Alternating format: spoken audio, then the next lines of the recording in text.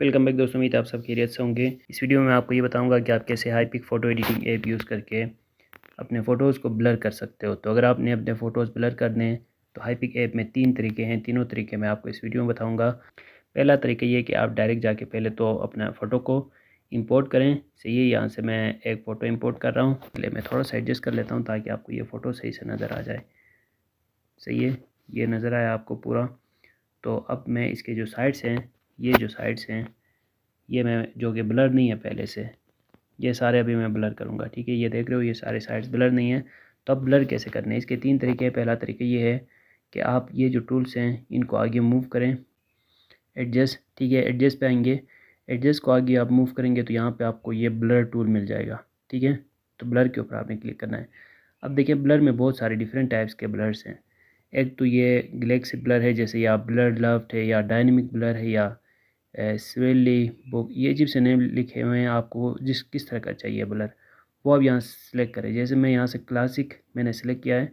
अब यहाँ पे ये क्लासिक ब्लर जो है वो अप्लाई हो जाएगा। ठीक है, अब देख रहे हो ये साइड सारे यहाँ पे ब्लर हो गए। ठीक है, और बंदे के ऊपर क्लिक करते हो तो बैकग्राउंड ब्लर हो जाता है, और बैकग्राउंड के ऊपर क्लिक करो तो खुद ब खुद ये बंदा यहाँ पे ब्लर हो गया। सही है, मैं बैकग्राउंड के ऊपर क्लिक कर रहा हूँ।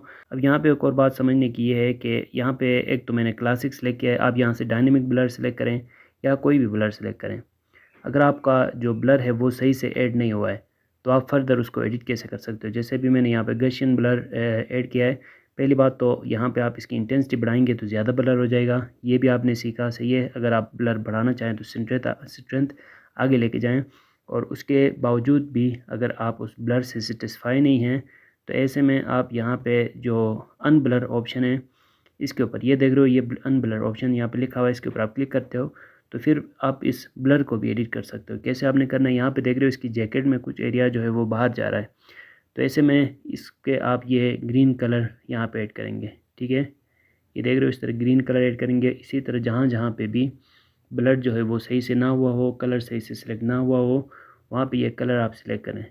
ठीक है, ये देख रहे हो इस तरह वो सारा एरिया जहाँ पे ये ब्लर खुद ब खुद सही से सिलेक्ट ना हुआ हो वहाँ पे आप ये कलर ऐड करेंगे। या फिर जहाँ पे बाहर जा रहा हो, जैसे यहाँ पे भी बाहर जा रहा है तो इसको फिर आप यहाँ से इरेज टूल यूज़ करके, ये जो इरेज टूल यूज़ करके आपने यहाँ से इसको रिमूव कर देना है। सही है, जहाँ ये ग्रीन कलर बाहर जा रहा है वहाँ पे ये ग्रीन कलर जो है वो रिमूव करेंगे तो ऐसे में सही से ब्लर ऐड हो जाएगा। जैसे कि ग्लासेस पे चश्मों के करीब ये बाहर जा रहा है तो ये मैंने किया। ठीक है, अब मैं टिक के ऊपर क्लिक करूँ तो अब ये जो सा ब्लर है ये यहाँ पे अप्लाई हो गया। ये पहला तरीका आपने सीखा जहाँ पे आप पहले एडजस्ट में जाएंगे और दूसरा यहाँ पे ब्लर पे जाएंगे और ब्लर से जाके अपने इमेज को ब्लर करेंगे। ठीक है, ये तो हुआ पहला तरीका। अब दूसरा तरीका कौन सा है, दूसरा तरीका ये है कि भैया आपने जाना है यहाँ पे इफेक्ट्स पे।